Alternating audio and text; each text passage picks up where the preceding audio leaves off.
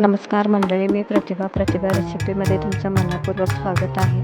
आज मी करणार आहे हिरव्या हरभऱ्याचा हलवा. मी इकडे 1 वाटी हिरवे हरभरे घेतलेले आहे. मिक्सरला लावून ते थोडंसं पाणी घालून त्याची पेस्ट करून घेतले. त्यानंतर मी त्या कढईमध्ये 4 चमचे तूप टाकले आहे. तूप छान काजूवर भाजून घेतल्यानंतर त्या तुपामध्ये मी ते हरभऱ्याचं पेस्ट केलेले त्याच्यामध्ये छान असं परतून घ्यायचं. तूप सगळं ऑब्झर्व केलं